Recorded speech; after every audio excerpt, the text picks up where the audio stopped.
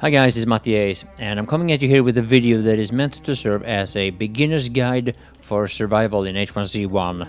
What you see now is me creating a new character on a new server. I'm not going to tell you which one it is, but it's currently on low pop. Now the first thing that I want to check out now is where I'm at. It says B7 down in the right corner, and on the map you can see where that is, and of course decide whether or not you want to keep that spawn. If you do decide to keep your first spawn, and if you're new to the game, I would recommend you to first and foremost clear the inventory from your t-shirt and your jeans or your pants and shred them both. You open your inventory by pressing the key tab.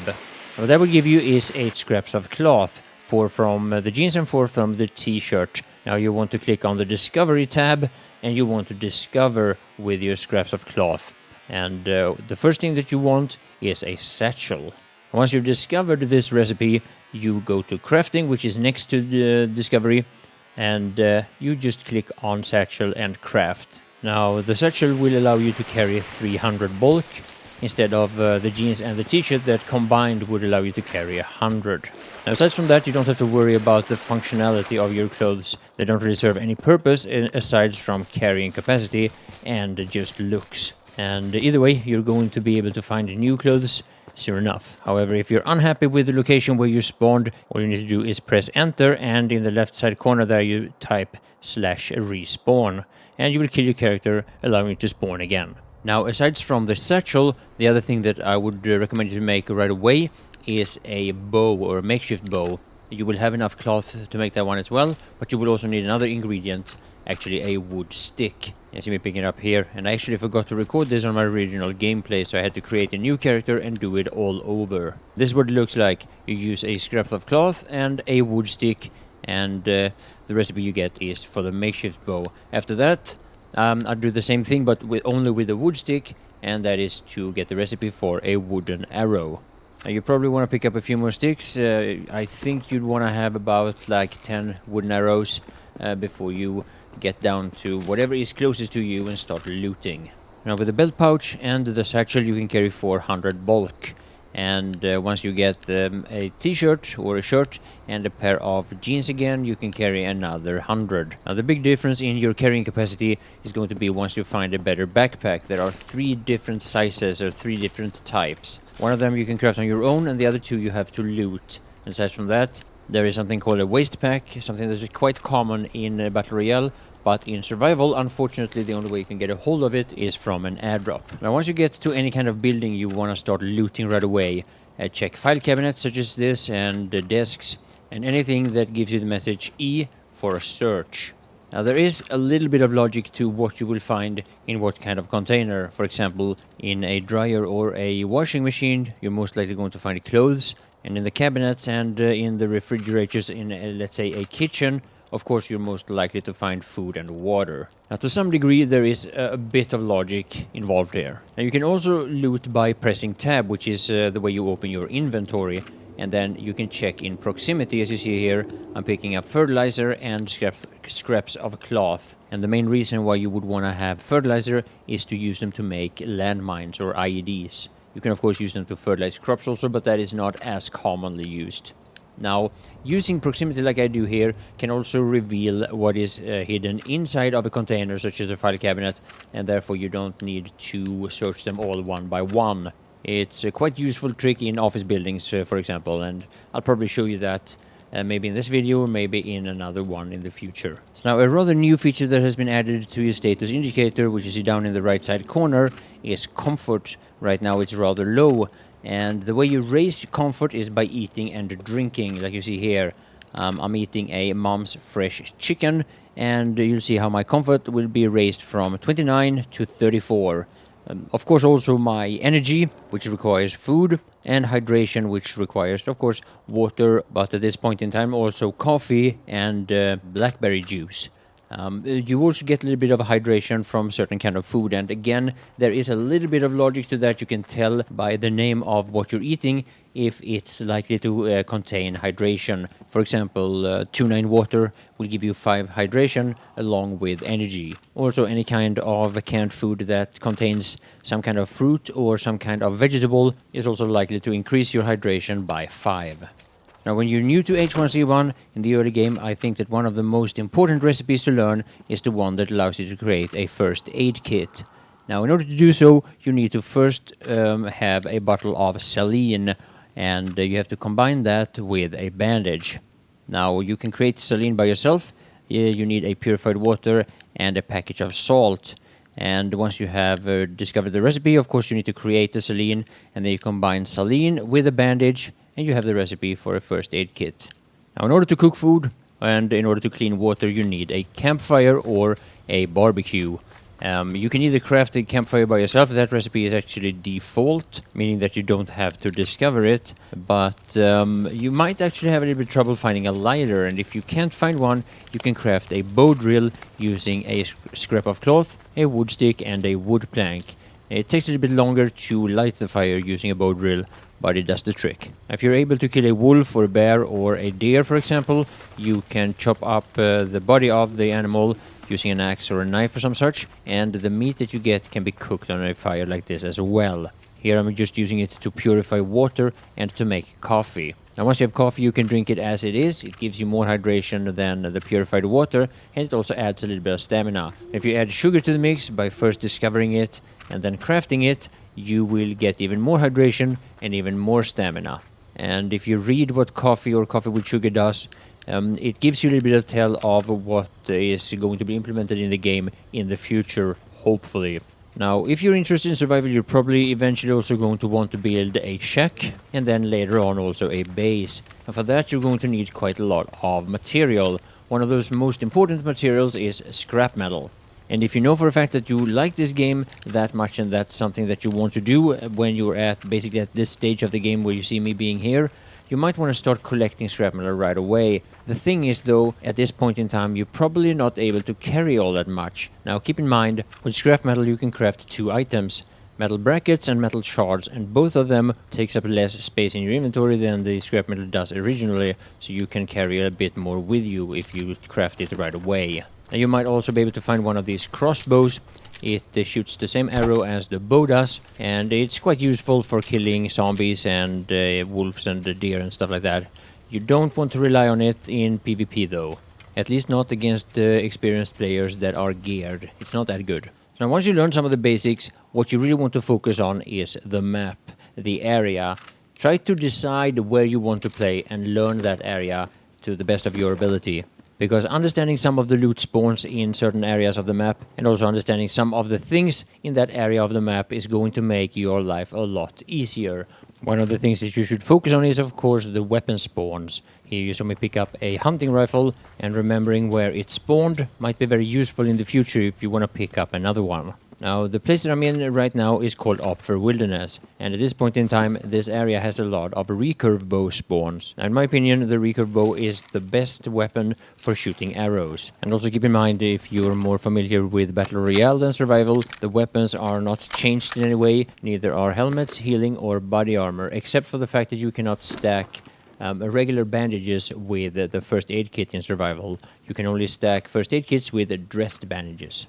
You also need to remember that you have to watch your step when you play Survival. There are landmines in a variety of places that people place, and that has increased with the increase of the landmine spawns. Now, as I mentioned earlier, landmines is something that you can create on your own, and one of the things you need for that is gunpowder. You'll get one gunpowder by combining one fertilizer with one charcoal. And another good thing about this is that each gunpowder will take up less inventory space than each fertilizer. So if you find a furnace or a barbecue and you have a couple of fertilizer on you that you don't want to get rid of, if you turn it into gunpowder right away, you can carry more with you. Now, crafting the charcoal is no problem at all as long as you have a lighter and access to a furnace or a barbecue. Any wood stick, wood log or plank or a branch, whatever, will turn into charcoal eventually, but will still function as fuel for as long as it's in the furnace. However, you're not going to be able to craft the landmine itself unless you have access to a workbench. And this is something that for the future is going to be very important. A workbench is essential in Survival, and until you have crafted one on your own, it is well worth knowing where on the map you'll have access to one. Like in Cranberry where I am now, there is one in the industrial area. So in order to craft a landmine, you're going to need a metal shard, a metal sheet, and combine that with a gunpowder. Here you see me discover the recipe for it, just the same way as you discover any recipe. But even though I have the recipe, I still can't craft it, and that's because I'm not near enough to a workbench.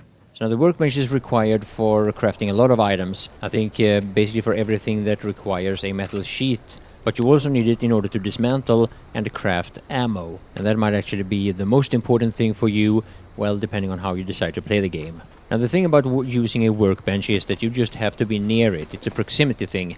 And you don't actually have to be able to see it, just be close enough. And one of the things that I always do until I have a base or a shack on a server is that I try to get near one of these shacks or bases, and I just try to dismantle a bullet to see if I am close enough to a workbench. Now once I find one, I make sure to remember. Here you see I couldn't dismantle that bullet, so obviously I wasn't close enough to a workbench.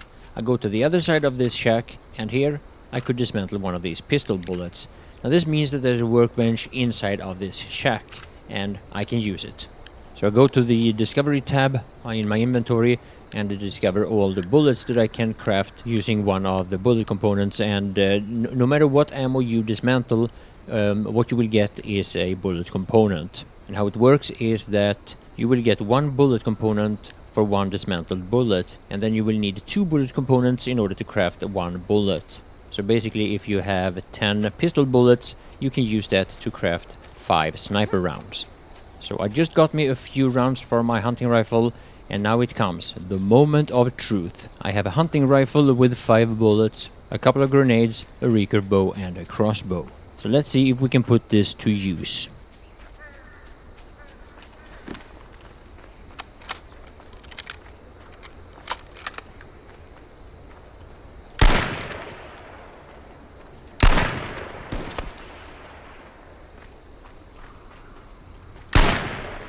Alright, so I know that I hit with at least 2 of those bullets.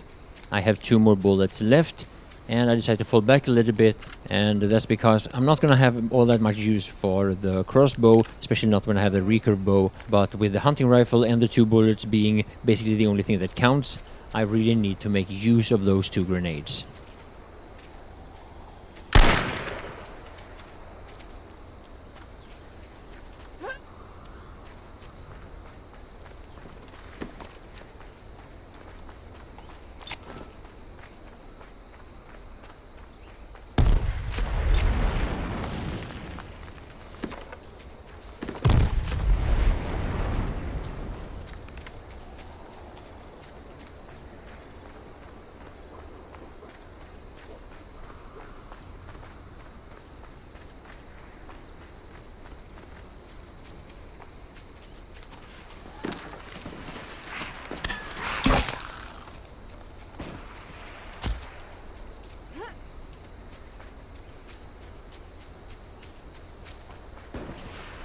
See, obviously there is one more player left, and he is probably in that base up on the hill there. I guess it's safe to say that he wants to protect the loot so that I can't get to the gear that those 2 guys were carrying, but I'm gonna take my chances.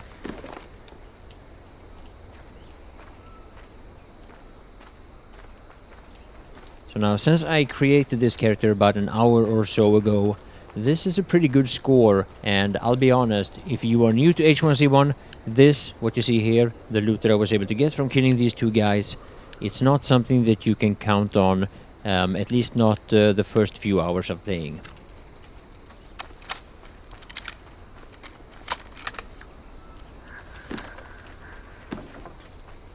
So now I guess it goes without saying that I really want to loot the other guy as well, but with at least 1 sniper camping the loot, this is quite risky, but I'll go for it anyway.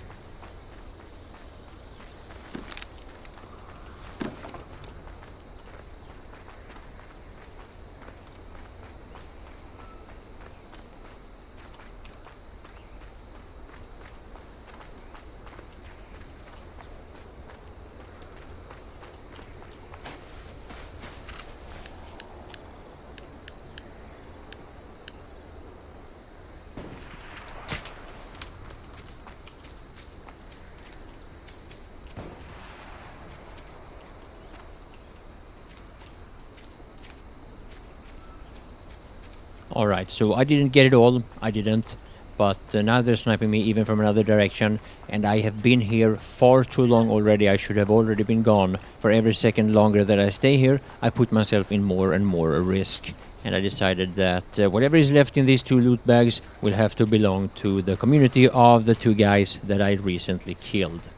Also keep in mind, in this situation I want to be a little bit sneaky. I don't want people to know where I am, and one of the things that will give away my location is zombies. So for example, now that I go into this house to evaluate the situation, check out what I actually picked up, I don't want any of the zombies to give away my location. Now if you, for whatever reason, get a hold of the kind of loot that I have right now, you don't want to be running around with it in your inventory, because the moment somebody kills you, they will of course grab whatever is valuable here and you will lose it all. So in this situation, you'd probably want to build a shack. Obviously a base would be ideal, but it requires too much material for what I can gather at this point in time. Now I would actually recommend that what you see me doing here is something that you should do earlier on. Actually it could be the first thing you do if you have decided that you want to stay on this server, and if you have found a location that you're happy with. Because one of the problems that I've created for myself now is that I can't really carry as many wood logs as I would need, and at the same time, while I'm chopping down wood, I am very exposed and basically defenseless. So now once I have a couple of wood planks, some nails and metal brackets, I want to discover the recipe for a small shack. Now there are quite a number of recipes that you can discover using these 3 ingredients, so you might have to spam this for a while. And if you get into base building and whatnot, there are quite a number of recipes that you're gonna need to discover, and another key ingredient that you're going to need is metal sheets. So anyway, I have been able to gather enough material for a small shack. I'm crafting it. I also need a door, of course, and then I need a place to put it. Unfortunately, I'd have to make do with a wooden door, at least now to begin with. A metal door is of course preferable. Now placing the shack, I'm not going to show you that exactly how that works, because it will of course reveal my location, but placing a shack works similar to how I'm placing these animal traps. I right click on them in my inventory, as you see here, place, and then I just left click when I found location that I want. Of course I had to do the same thing with the shack, as well as I'm going to have to do the same thing with furnace, a workbench, a couple of storage containers, a barbecue, and later on, if you get into base building, you might want to get some tips from some base building tutorials. Either way, I hope this video was helpful, and please let me know what you think in the comment section below.